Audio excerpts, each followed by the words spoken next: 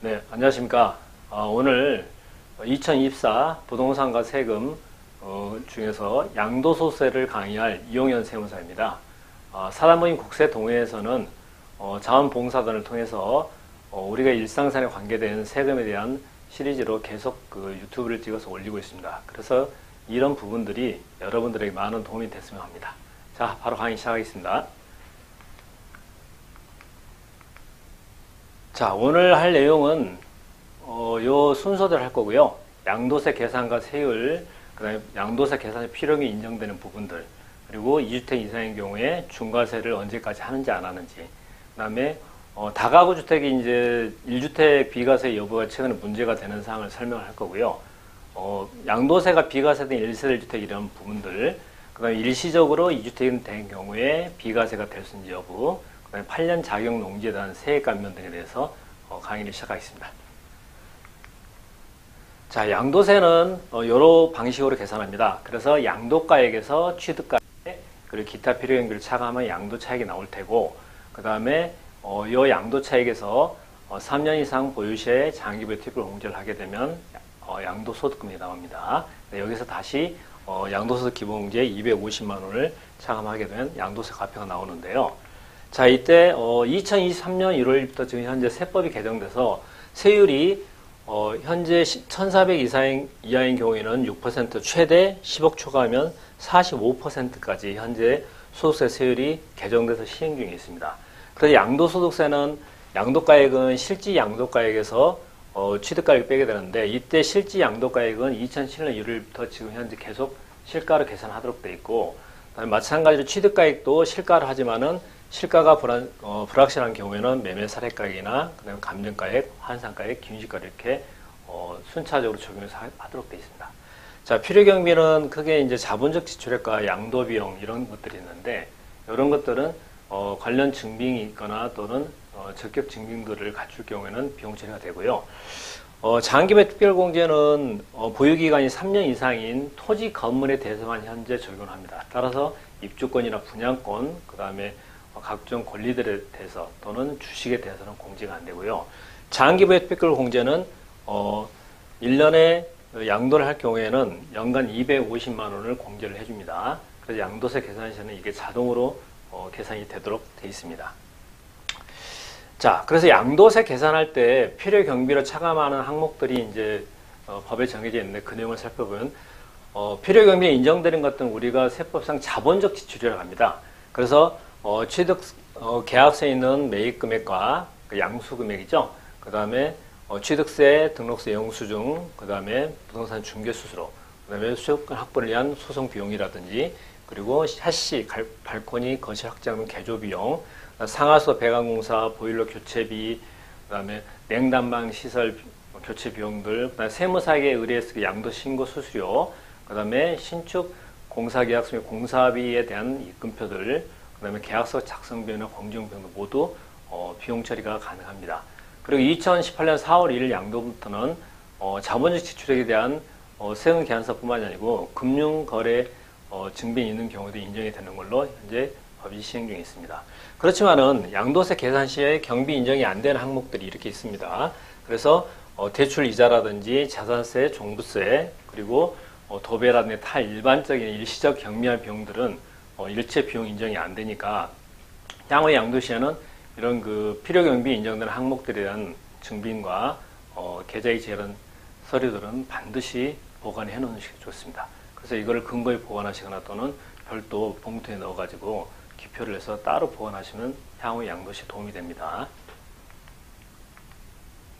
자, 그러면 장기보유 특별공제는 어떻게 되느냐는 건데, 장기보유 특별공제는 토지 건물에 대해서만 현재 공제를 하고 있고요.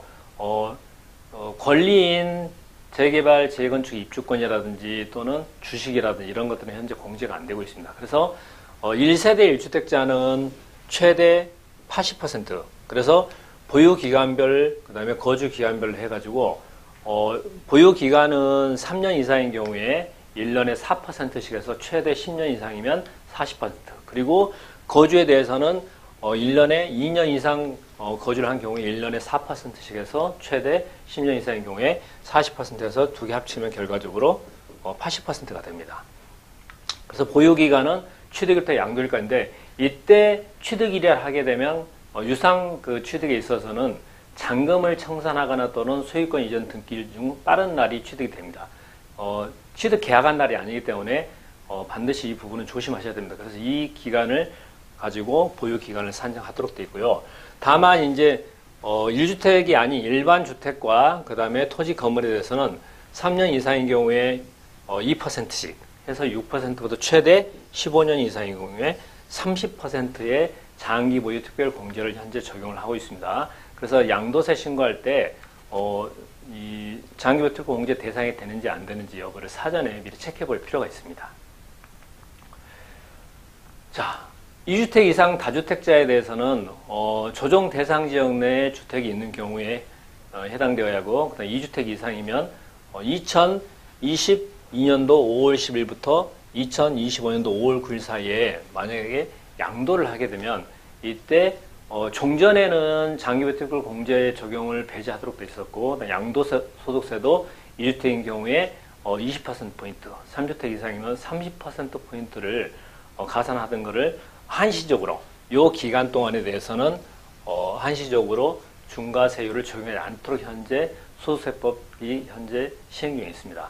그래서 이 중과기간 유예기간이 2025년도 5월 9일까지인데 이 유예기간 종료일이라는 개념은 중요한 게 뭐냐면 계약한 날짜로 해서 양도일이 정해진 게 아니고 잔금 청산일 또는 소유권 이전 등기 접수일 중 빠른 날이 양도일이기 때문에 계약과 무관하게 소유권 이전이 되거나 또는 잔금이 청산되어야만이 요 날짜 이전으로 봐서 장기보유특별 공제와 그다음에 양도소득세 기본세율 적용을 하는 겁니다. 만약에 세법이 이게 개정이 만약에 내년도에 안 돼버리면 당장 2주택 이상자 중에서 조정 대상 지역 내에 있는 주택을 양도를 하게 되면 양도소득세 중과세 규정이 적용되기 때문에 만약에 주택을 양도하실 생각이 있으신 분들은 늦어도 내년도 2025년도 5월 9일 이전에 잔금을 청산하거나 또는 소유권 이전 등기를 해서 양도를 하는 게 도움이 될 겁니다. 자, 세법에서 이제 다가구 주택에 대해서 최근에 이제 자꾸 문제가 되는 건 뭐냐면 이 다가구 주택이 세법에서는 일괄 양도를 할 경우에는 1주택으로 판정을 해주는데 이때 다가구 요건이 뭐냐면 주택으로 사용하는 층이 3계층이어야 됩니다. 지하층은 제외합니다.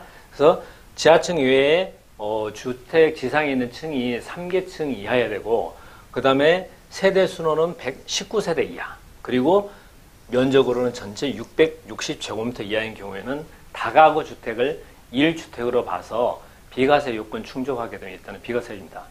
비과세 요건은 2년 이상 보유 그 다음에 2017년 8월 3일 이후에 조정 대상 지역 내 취득한 경우에는 2년 이상 거주를 해야만이 양도가액 12억까지 양도소득세가 비과세됩니다. 그래서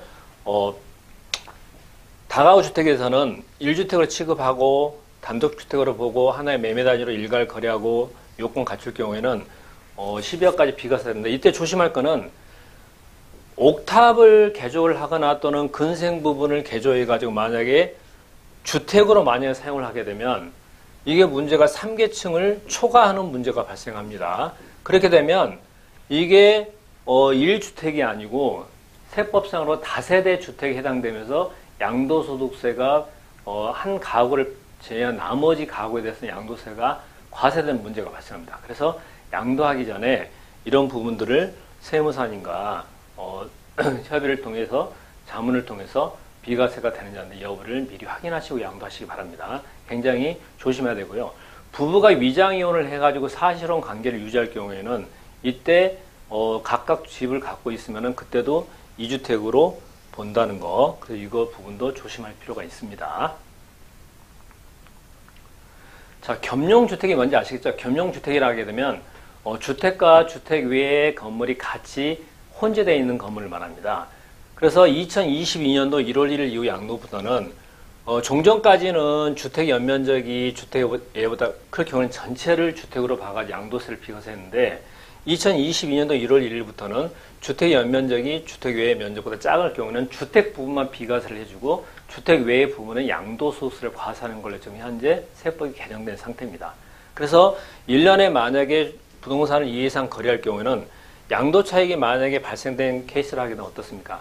올해 한 번 팔고 내년에 한 번 팔고 이런 식으로 과세 기간을 좀 이렇게 분산할 필요가 있고요.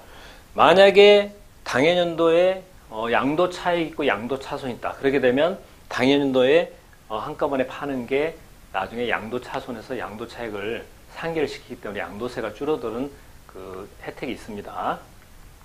자, 공익사업 수용이라든지 8년 자격 농지를 팔 경우에는 양도세 감면을 최대 1억 원까지 해주는 규정이 있거든요. 그래서 이 경우에도 매각하기 전에 또는 수용되기 전에 미리 세무사님에게 관련 서류 진구해서 세무자문을 받아보는 게 양도세 절세에 도움이 될 겁니다.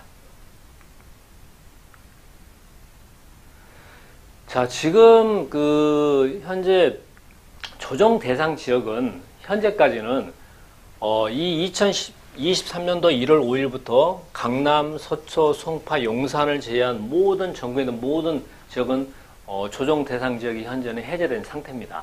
그래서 조정 대상 지역이 아닌 지역에 있는 주택을 양도를 할 경우에는 2년 이상만 보유할 경우에는 양도소득세 계산할 때 장기부의 특별공제와 그리고 기본세를 적용을 하게 되는데, 조심할 건 뭐냐면 내가 취득할 때 조정 대상 지역인 상태였는데 이게 그 이후에 해제가 되었다고 하더라도 2년 거주 요건, 즉 2년 보유 앤드 2년 거주 요건은 충족을 해야 됩니다. 만약에 보유는 했는데 플러스 거주를 만약에 안 했다. 그러면 이게 비과세가 안 됩니다. 그래서 이 부분 굉장히 조심을 하셔야 됩니다. 그래서 조정 대상 지역인 상태에서 내가 취득을 한 이후에 조정 대상 지역 해제된다 하더라도 내가 1주택이면 2년 보유 플러스 2년 거주 요건을 충족해야만이 비과세 된다는 거 꼭 기억을 해주시고요.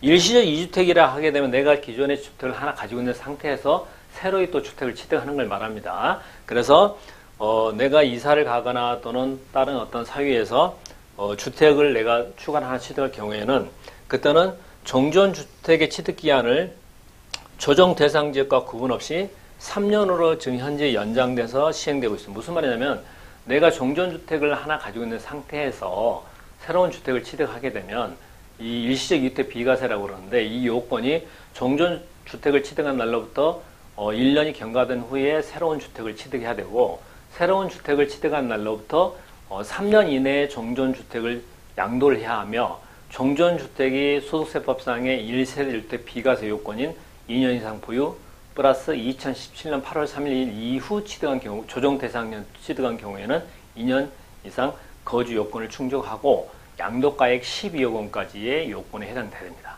그러면 종전주택의 양도를 할 때 비과세가 이루어집니다. 자, 양도소득세가 없는 비과세 주택이라는 것은 거주자에게만 해당이 되고요. 거주자를 하게 되면 국적 여부는 무의미하고 국적과 상관없이 국내에 주소를 두고 있거나 또는 국내에 183일 이상 거소를 둔 경우 또는 직업이라든지 생활 상태로 봐서 계속 거주할 것으로 보는 경우에는 거주자가 되는데 그때 거주자인 상태에서 1세대 1주택이어야 되고 그다음에 양도일 현재 국내 1주택을 2년 이상 보유한 경우에는 실질 양도가액 12억 원 이하의 양도 차익에 대해서 양도소득세가 비과세됩니다. 그런데 이제 최근에 이제 우리나라의 전체 주택거래 평균 가격이 서울 같은 경우에 9.7억 원 이상이라고 하는데 만약에 내가 양도한 주택이 12억 원을 초과하는 고가 주택에 해당된다. 그러면 12억 초과 부분에 대해서만 양도세가 과세되는데 이 12억 초과 부분에 대한 양도 차익 계산을 이렇게 합니다. 전체 양도 차익에서 양도가액에서 12억 뺀 금액을 양도가액으로 나누게 되면 12억 원을 초과한 양도 차익이 따로 나옵니다. 그럼 여기에 대해서 장기보유 거주 부분과 그 다음에 보유 부분의 장기보유 특별공제를 적용해서 양도소득금을 계산한 다음에 양도소득 기본공제 250만 차가면 과표가 나오게 되겠죠.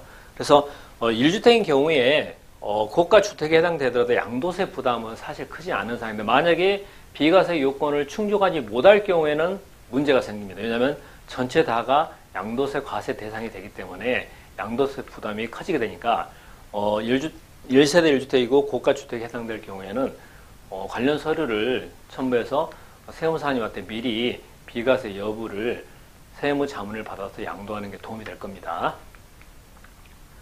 자, 세법상 주택이라는 거는 공부상의 명목 여부에 불문하고 실질적으로 주택으로 사용되는 부분을 말합니다. 그래서 최근에 이제 2024년 2월 29일 날 신설된 소득세법상의 주택의 범위에는 세대별로 구분된 각각의 공간마다 별도의 출입문과 화장실, 취사시설이 설치되어 있는 건축물, 구조물을 말합니다. 그래서 이게 현재 세법상의 주택의 개념입니다. 그래서 여기에 부합이 되면 오피스텔을 사가지고 만약에 주택으로 사용한다. 그러면 주택이 되는 거고, 만약에 내가 근린 생활시설을 취득해서 이거를 용도평균 주택으로 실제 사용한다. 그래도 마찬가지 주택이 되는 겁니다. 자, 1세대라는 개념은 거주자와 그 배우자가 주소 또는 거소에서 생계를 같이 해야 되고요.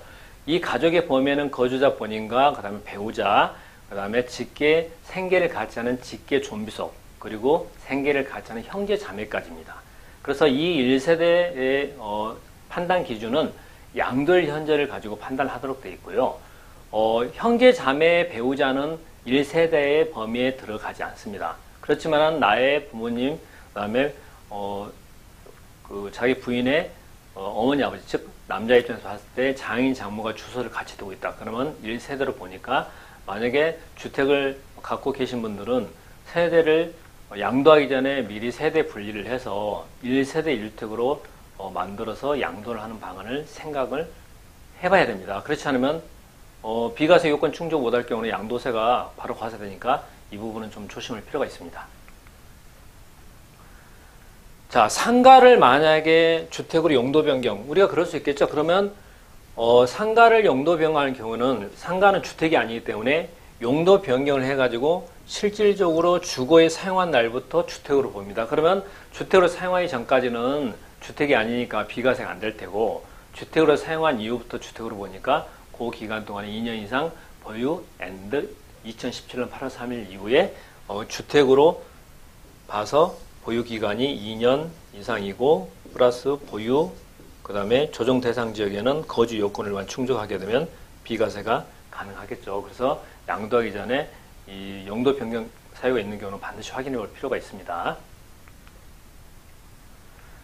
자, 다주택자 양도세 중과 재주택을 2024년 2월 29일 그 시행령 개정돼서 지방저가 주택이라든지 이런 것들은 다 제외되는데, 이번에 추가로 2024년 1월 10일부터 2025년도 12월 30일 30일까지 취득한 소형 신축주택과 중고급 미분양주택은 양도세 중과 대상에서 제외를 합니다. 그 소형 신축주택은 전용 60제곱미터 이하이고 수도권과 비수도권인 경우에 수도권은 6억 원 이하, 비수도권은 3억 원 이하이고, 그 다음에 아파트를 제외한 모든 주택에 해당되는데, 중공업 미분양 주택은 건설회사들이 주로 아파트를 짓기 때문에 아파트를 포함한 모든 주택에 대해서 85제곱미터 이하이고 비수도권이고, 그 다음에 6억 원 이하짜리에 대해서는 중과 대상 주택수에서 제한다는 거, 이거 좀 기억해 주실 필요가 있습니다. 자, 우리가 이제 집을 하나 가지고 있는 상태에서 2주택이 될 경우가 있겠죠. 그러니까 내가 집을 새로 사거나, 또는 그 남녀가 결혼을 하거나, 또는 어머니 아버지하고 내가 세대를 합가를 하거나, 또는 어머니 아버지가 가지고 계신 집에 대해서 돌아가심으로 인해서 내가 상속받는 경우, 이런 것들이 있겠죠. 그래서 일시적 2주택이라든지 상속으로 인한 2주택, 그 다음에 혼인, 부모님 동거 부양 목적으로 2주택이 된 경우에는 종전주택, 그러니까 비과세 요건을 충족하는 주택 중에서 일시적 2주택은 종전주택, 그러니까 상속으로 인한 주택은 본인 거주주택, 혼인이나 동거 공양 목적이 있어서는 비과세 요건을 충족한 주택을 먼저 양도하면 비과세가 되는 겁니다. 자, 8년 자격농지는 세액 감면을 받을 수 있는데요. 종전에는 이 8년 자격농지에 대한 거에 대해서 소득세법에서 비과세 규정으로 있다가 지금 조세특례제한법에 감면사항으로 현재 이관이 됐습니다. 법 자체가. 그래서 8년 자격농지는 거주자가 농지 소재지에 거주하거나, 또는 연접한 시군구에 거주하거나, 또는 농지 소재지에서 직선거리로 킬로미터 이내에 거주를 한 경우에 본인이 상시 농업에 종사하고 그 다음에 노동력의 2분의 1 이상을 투여해서 직접 농사를 짓는 경우, 그 다음에 다른 소득이 있는 근로소득이나 사업소득 합산해서 연간 3,700만 원 이하인 경우에는 8년 이상 직접 작용한 걸로 봐서 양도소득세를 100% 감면하는데, 이때 1년 1억을 해주게 돼 있고 최대 5년 동안 2억 원을 감면을 하도록 되어 있습니다. 그래서 농지가 만약에 내가 농지를 가지고 있는 상태에 양도를 하게 되면 감면 대상이 만약에 요건이 갖춰지면 당해년도에 팔아가지고 양도소득세가 만약에 1억 원을 초과했다. 그러면 올해 일부를 매각하고 내년에 일부를 매각하는, 또는 5년 이내에 일부를 매각하는 방안을 좀 강구해 볼 필요가 있습니다. 그래서 그런 경우에 양도세가 감면이 되기 때문에 이 양도세 감면에 대해서는 세법상 굉장히 까다롭게 봅니다. 그래서 부동산 임대소득 이런 거 외에 다른 근로소득이나 사업 일정 금액에서 사업소득이 발생할 경우에는 실제 내가 농사를 지었다 하더라도 세법상 자경기간에서 제외하도록 되어 있습니다. 만약에 이게 초과를 하게 되면 자경기간에서 제외되니까 내가 실제로 8년 이상 제촌 자경을 했어도 이게 자경 인정이 안 되는 문제가 발생합니다. 그래서 양도하기 전에 이런 부분들을 미리 검토를 해서 감면이 될지 안 될지 좀 확인해 볼 필요가 있습니다. 자, 여러분들 그 양도소득세는 워낙 사례가 다양하고, 그리고 지역별로, 종류별로, 그리고 양도가액이나 이런 것 여러 가지 요인에서 양도세가 과세, 비과세, 또 감면된 이런 사항들이 달라집니다. 그래서 이 양도세 과세 물건인 주택이나 건물, 그다음에 토지, 그다음에 주식, 그리고 각종 회원권도 양도할 경우에는 실제 서류를 준비하셔가지고 세무사 자격을 가진 세무사님들에게 직접 문의를 해서 답안을 또는 해법을 도출하는 게 도움이 될 겁니다. 그렇지 않고서 그냥 대충 상담을 해가지고 나중에 문제가 될 경우에는 일단 납세자분들한테는 거액의 세금 추징 문제가 발생하고 이하 부수적으로 가산세 등이 추가로 발생하기 때문에 이 부분에 대해서는 미리 서류를 진구해서 상담을 받아보는 게 실제 도움이 될 겁니다. 자, 제 강의가 여러분들의 양도세 과세 물건에 대한 양도시에 도움이 됐으면 하는 바람으로 오늘 강의를 마치도록 하겠습니다. 고맙습니다.